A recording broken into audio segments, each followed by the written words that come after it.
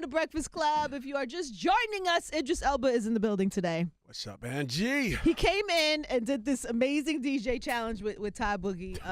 Amazing. It was. No, I mean, it's fun. It was fun. He challenged him to do blends. And you're like you're a DJ. You're like, this is not. I like to DJ. This is not celebrity actor turned DJ. You were DJing early in the game. Yeah, that's where I really started, especially in New York. I started DJing before I could get any acting work. But no, big up to Ty Boogie because I used to listen to his tapes. His blend tapes. He's a great DJ. I love that you listen to the blend tapes. Who listens to blend tapes? Me. I know. I used to buy them that. from Fulton Street. You know what I'm saying? What was you doing on Fulton Street? I used to live in Brooklyn. I used to live when I first moved to America. I lived in Brooklyn. Take me back to early Idris, and you're in Brooklyn because I didn't really know you. I didn't know you then, kind of like here and there, but not well. I knew who you were though. Okay, so because you was buying mixtapes on Fulton. I was living in Brooklyn, off Myrtle Avenue in Clinton. You were an aspiring actor, or you were kind of acting already? I was acting. I'd already set up my career in England and decided that I wanted to come to America. Yeah, and this was like mid-90s. And it was just before, basically I moved here in sort of the late 90s, but mid-90s, I was coming back and forth. And I used to stay in Brooklyn all the time. Right. And that's where I bought my mixtapes. And I used to go to Beat Street, I think it was called, Beat Street Records. And I used to Is that right, Bugs? Beat Street, I think, right? Yeah. Beat Street on Fulton. And I used to go there. Dr. J's is across the... I mean, come on, man. I know what I'm talking about. I know. Don't let the English accent fool you. Okay. No, people get confused. They think, you're supposed to be at some high level of not in touch with us because of your accent. So, but were you like in London, were you known or did you just have like acting roles? No, just acting roles. I mean, I wasn't known. I had... You could walk the streets. Yeah. I had a few reoccurring roles, as they call them, in a few dramas in London. And by that time, I was like 4 or 5 years deep in, but I had worked solidly. So I had saved a bit of money. I had this ambition to be on American TV, you know what I mean? And I came to New York. And then The Wire happened. The Wire happened much later, like 2001. Okay. Actually, I knew you then because you used to come and listen to me DJ. Yes. In this little True bar. that. But yeah, The Wire came much later. But the thought of that is like, because now to watch what you've been able to do in that from then to now and your career and the accomplishments and the amount of work that you've done since then is like, does it trip you out? Like, it has to, right? Yeah, I mean, I've just never stopped working, you know what I'm saying? I mean, even when, I had 4 years of not actually booking jobs, I was out on the streets trying to get a job, do you know what I mean? And that was in America and also England. There was a 4-year gap, so from around 97 to like 2001, there was 2000s, there was nothing's happening. Nothing. What did you do to survive? I DJ'd. You DJ'd? I DJ'd. I used to work at... You got paid how much? I used to get about 150 a night. I used to do 4 nights, all in the East Village. And then I used to do a little door work as well. And you worked the door? Were you have muscle? Were you like big at that? I was hench, as we say really? in London. Hench, But I worked at a comedy store, so okay. I was at a comedy club. All right. You wasn't at the tunnel back in the day. I know, I wasn't. At the metal detector. Not as a bouncer. But so yeah, I kind of hustled basically. Right. And every now and again I'd get a job in England. And also I used to live off my residual checks. You know what I'm saying? I used to get checks coming in from England based on stuff I've done. So wow. Survival of the fittest, man. And here you are. Yo, you're a household name, would you say? I would say. I'm a streethold name. I don't know about a household name. When it's funny walking on the streets of New York, right? People know me. They see me. Everybody knows my name, whether they can say it or not, but they know it. Right. And, it's such a contrast from, 15 years ago. Yeah. It makes me almost want to cry because, I used to hustle these streets thinking about, one day I'm going to be on in New York. And New York was that, sort of big pinnacle mountain. And here I am. And like today I was doing a photo shoot on the streets and people were crowding and just saying, "We love you, Idris. Well done. You've done good." It was wicked. It was really nice. Like, nice. Wow, feeling. I'm the shit. Yeah, I know. I get a lot of love in New York. Do people ever not know who you are anymore? It doesn't happen. All really? the time. All the time. I saw the old, maybe like old people or I saw something. This Puerto Rican woman and her husband. She was like, "You know him, Bobby? He was da-da-da-da." He's like, "I don't know him." He was just hating. He's just looking right at me. He knew exactly who you were. He was just being honey. I don't know who he is. I don't know who he is. It's funny. He was a hater. He absolutely knew. He wanted to keep her ass away from you. That was what he was trying to do. so right now we got, what are we promoting? So many. I feel like you have 75 different projects happening. We have Star Trek, which is the big one. Star Trek just came out. Well, it's about to come out this weekend. Yes. I've been promoting that. Yeah, it's a big film. It's a big franchise. I played a big villain in the movie. When you show up to a movie set like this, do you show up as I'm 15 years in the game? They know me in these streets. Yeah. Do you have that type of confidence now? Yeah, you do. Yeah, you have to. At that level, sort of like playing for J.J. Abrams in a big movie like Star Trek, you have to know what you're doing when you walk in. Okay. There's no where do I stand? No. There's no... you know your line. I was thinking about this, Yeah. The good thing is that, it doesn't get easier as you get higher up the tree, but your work speaks for itself. People just sort of respect that you're going to come in here and you're going to work hard. And you're going to deliver. Because you would have to be a really hard worker. It's not just talent, right? Because if you were just talented and didn't have the work ethic, would you be here? No, you would fall over. I mean, because it's in fact, the higher you climb, as you know, the higher you climb, the more work you have to do. Yeah. It's that simple. And I've always worked hard. You know what I mean? Like I said, I'm not afraid of failing either. You know what I'm saying? Like I've thought that so many times that this is it. I'm never going to work again. Right. And it just kept going. Yeah. I always say that you have to be in it. Just be in it. Keep going. You just have to keep going.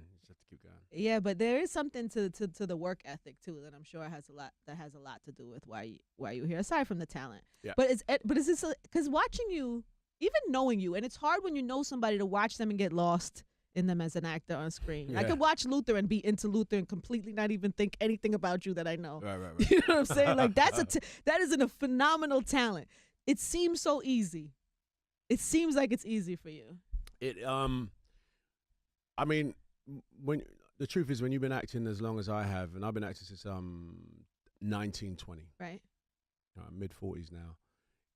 It becomes a second nature. You so much thinking about what your lines are, where you're going to hit your marks. It's about how real you can make the character, how relatable you can make the character. In a case like Luther, Luther came late in my career. I'd played Stringer. Luther is a character that I was dying to play. Really? Yeah, an English cop in London that's just badass, that ain't scared of nobody. Yeah. I was just dying to play that role. And so when I got oh my the part, gosh, it's so good. If you're a late person, don't worry, go watch it now. It's only 4 seasons, and the couple of the seasons are super short. Yeah. Like 2 or 4 episodes only. But you could absolutely catch up now in a day or two and be. I credit Luther to a really special time in my life. I'd finished The Wire, and I was doing a slew of films like Takers and Losers and Obsessed. Films that were sort of genreified. And Luther came in, and it was a complete departure from those films. And it was back in England. It was in my own accent. It was this cop. It was TV. I took a haircut. I went backwards a little bit to come forwards, and without a doubt, I've received maybe 3 Emmy nominations for Luther. Mm-hmm. Maybe 3 or 4. He's not even sure. When you have that many awards, you're not even sure. Well, I haven't won any, so you know what I'm saying. You have won plenty of awards. I watched Emmys. Well, you won Golden Globes. You won SAG Award. You won all types of. I won other 2 things. SAG Awards. 2 SAG Awards. You have yet to win an Oscar. Yeah, I've been yet to be nominated. This is ridiculous. I was furious last year. I was about to start a march, something. I was about to start a petition last year. Beast of No Nation should have absolutely been nominated. And then, of course, last year was the big thing with the Oscars. Yeah. Oscars So White, infamous last year. Yeah. Then I heard that this year you were invited to be part of the voting committee or the class of 2016 Oscar. How does that work? So basically, the Oscars, they have an academy of members that, typically, vote in what's going to win the Oscars. And for many, many years, the type of academy member has been the same type of people. Old white man. White, right? Mainly. And not big on females, not big on diversity. It's been a change this year because they really opened up the floodgates. I mean, everybody got one. I'm only joking, but there was a big class of 2016 of new Academy members, and myself and a few others that, you know, were not obvious choices became members of the Academy. Now, I think... Mary J. Blige is one of them, too. Really? That's what I heard. That's perfect. I know. That's perfect. And you are one of them. I'm one of them, How too. does that happen to this? Do you get like a... hello? Like, does it come like in a scroll, like with trumpets to your house? Do you know what? I found out via Twitter. I ain't gonna lie. No, you didn't. Shut up. I was on my feed just scrolling as you do, and it was like, Idris Elba, congratulations, you got, you know, your Academy member. I was like, what? This must be a joke. Wow. And then I saw my emails and I realized. What are you gonna vote? What are you gonna vote for? No, you know what I'm gonna vote for? I'm gonna try and vote for some you know, innovative, younger, you know, voices in film. You know, typically it's a regurgitation. So, but wait. So, what movies do you like? Like, what are the movies that you would pick of the year so far? If it was right now, if you had to say right now. No, there were a few films that last year got overlooked. You're going to put me on the spot, and I'm going to remember one of them. Straight Outta Compton? Straight Outta Compton. Did you like that? Yeah, I thought Straight Outta Compton should have been nominated for Best Picture. Really? Not just because it is a film that has people of color in it. No, it was because it was a great, great film. It was well told. And in the realms of what an Academy member should be looking for, Straight Outta Compton was right up there on Front Street. Not because I was in it, but Beast of No Nation, for the same reason. It was a phenomenal film. It told a story in a beautiful way. It was unexpected, and it took the journey. It took you on a journey. Even if you weren't in it, the young man, and I don't remember his name right now, but Ibrahim, the actor Ibrahim, him alone in the film is worth a nomination. It's incredible performance. Yeah, really, really good. But and you were okay. I think that there's you were okay. You weren't so bad. Next week on Sly Diggs. We got Angie doing some Sly Diggs over here. I play. Cool. No, but the truth is, you know, like, it's an honor to be a part of the Academy. You know, it is a pillar of, you know, great excellence. Some of the greatest films have been nominated. The Academy has always had great taste. It's just great now. There's a little more diversity. We see some other films that would probably ordinarily be ignored get some shine within the But that's Academy. nice. Last year, people had an issue. They raised it. And it's nice to see that actually something, as opposed to just keep complaining. I mean, not to say that it's perfect or that it's equal, you know, that it's all the way perfect yet, but at least it's a step in the right direction. And actually steps were made, which is nice. I think, just changing the subject a little bit, I think 2016 is definitely the years of the rise up. Yeah? Definitely. I mean, so much has happened. Yeah, I know. So many people have something to say, and you see rise. Look at England, Brexit. Yeah. The rise up. You know, that's such a massive, monumental moment in English history. Look at what's happened with terror, and how people were being attacked meaninglessly, and how people were pulling together from all over the world. Orlando, you know, Nice, you know, pulling together, saying, "Yo, what's going on? We need to stop that." You know? Bastille Day. I mean, that was horrible. They pulled your movie too, right? Out of respect to that, is that what happened there? I don't know how that movie was. So the movie was called Bastille Day. Right. It's an action thriller that was set on Bastille Day. It's a film we made 2 years ago in Paris, and we made it, had it ready to go. The Paris attacks happened, and we decided, because it was so sensitive, it was, you know, we're in Paris. The film was decided to push that. We pushed it. It got a release not too long back in various parts of the world separately, and in France it was out just before Bastille Day. And then, of course, you think that was the right thing to do? Absolutely, yeah. It's just an insensitive thing. It's, you know, it's a moment where you have to look at entertainment and say, okay, enough, chill out for a second. There's real life, because this is real life, and there are real Yeah. people that got hurt in this scenario. Yeah. How does the, you know, because it's one thing, we watch the news all day here, and so like this, you know, the police shootings and the civilian murders that we watch at the hands of police have been clearly in this country the main the topic of discussion. That in the election.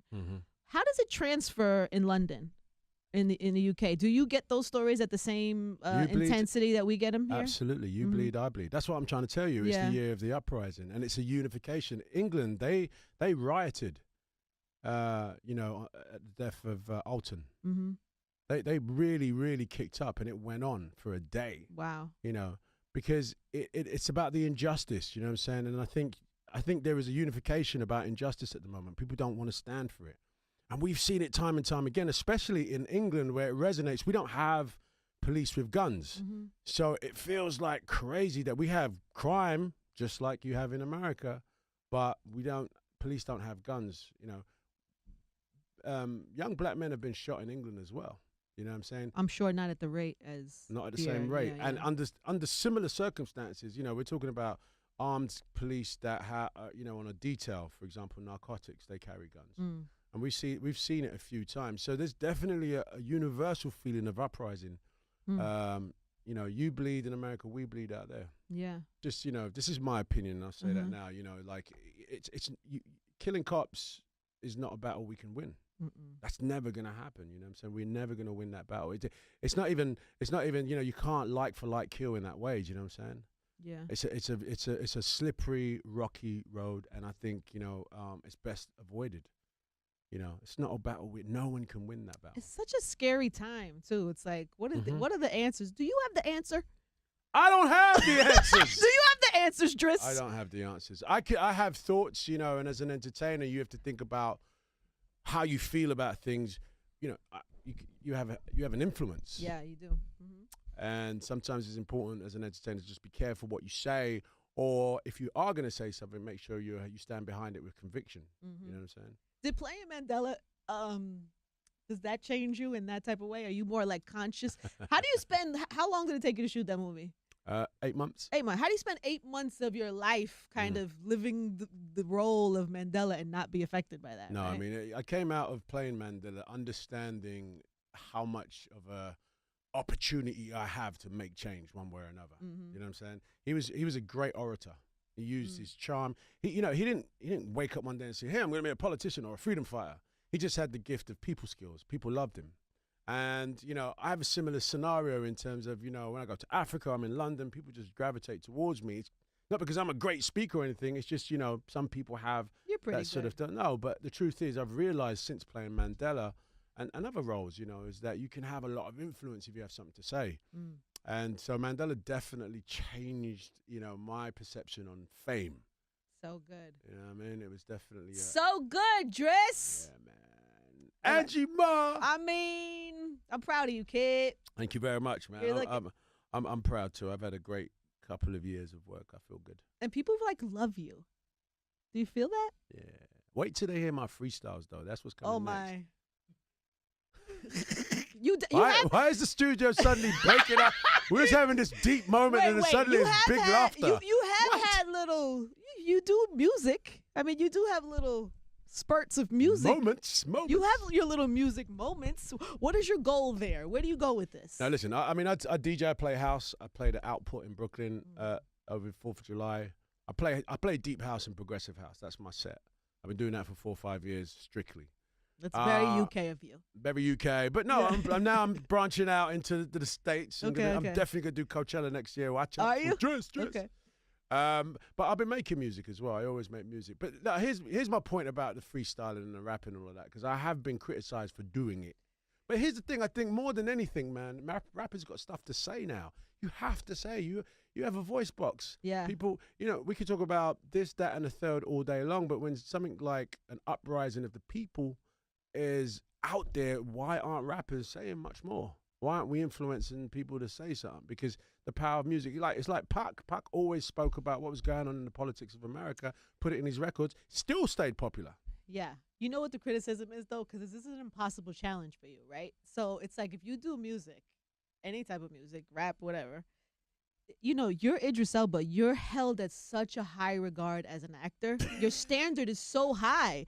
So when you come in and try to do a little music, I know. Like, you better be Jay-Z. I know. You know what I'm saying? Otherwise, this is not what we expect from our Idris Elba. But this will not deter me. No, I'm joking. I mean, look, it's not that I want... Album coming soon. Soon. It's not that I want to rap. It's just that, you know, I like the idea of rappers saying something at very crucial times in our lives. You know what I'm saying? I agree. Let's not forsake the art form. The art form is that, you know, reverends have it. It's the gift of the gab, and you can move people by what you say. And I think rappers have a wicked opportunity right now to say something. Yes, inspire them, Idris. Mixtape coming soon.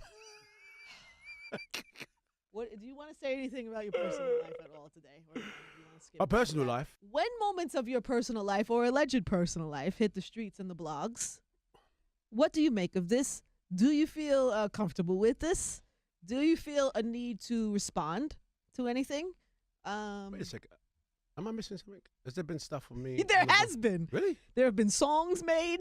There have been, I believe, like a whole album made. Really? Yes. Have you heard? No. Lies. I don't pay attention. Do you not pay attention? I don't pay attention. You know, there's a great saying that a lion has no business thinking about what a goldfish is thinking. I didn't say it right, but you know what it means. But it's something like that. When you're a lion, you don't have to worry what goldfish are thinking because you're not a goldfish. Mm-hmm. You just stay in your lane. Do you think there's a certain perception about you, though, that you are so, like, prestigious and elite and we hold you in such a high regard that if anybody puts something kind of regular-ish next to you, that is that a fair thing? Do you know what I'm saying? I think there is definitely a portion, especially in America, that, you know, my accent, you know, like, I come from the streets, you know what I mean? I'm a human being. Everyone makes either mistakes or does things that are questionable. I'm no different, you know? So, but the one thing is that, you know what I mean? Like, I don't let gossip or any of that sort of consume me. You know what I'm saying? My fans expect a certain thing off me, and that's what they get. I'm not one for chatting business on the streets and yada, da, da, da, da. That's boring. It's boring. You know what I'm saying? I know people get, you know, a kick out of it and maybe try and use gossip to get a little levitation themselves, but that's not something I do. So, you know what I mean? It's not my interest. You're so good at what you do that you don't have to. There's some people that make a living, by the way, of just doing that. That is their whole existence. And listen, man, each to their own, you know, power be to you. But, you know, from my perspective, you know what I mean? I just don't feed that rubbish. No, I get that. Where are we going to see you? What's the future? What do we have moving forward? What do we have? I know we have movies now, but... Well, I mean, I'm definitely, next year I see me directing a film. Oh. I'm going to direct my first film, and it's a capsule story about a young Jamaican that ends up in London and becomes a gangster. Like a Shutters? Like a Goodfellas. Like a Goodfellas. Okay. Mixed with Shutters. Nice. And before I go, Angie, I want to say congratulations on your book. Thank you. It's an amazing read. And there's a story about you in there. Have you read it yet? No. Never mind. Okay. Awkward. Never mind that. All right, it's a great book. What about your story? Huh? Yo, the fact that you haven't read...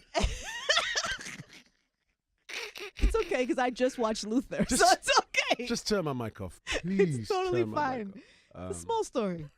It's towards the end. But congratulations is what I wanted to say. I think your book man. is incredible. Well done. Super proud of it. Do you think it's incredible, the book that you haven't read yet? The front cover and the back cover is incredible. Yo, if I see you, the next time I see you, if you haven't at least read... I'm joking. The pictures are incredible. I'm joking. I hate you. Look for Idris's album top of next year, everybody. I'm going to throw you... If I throw you a freestyle and you're digging it, would you play it?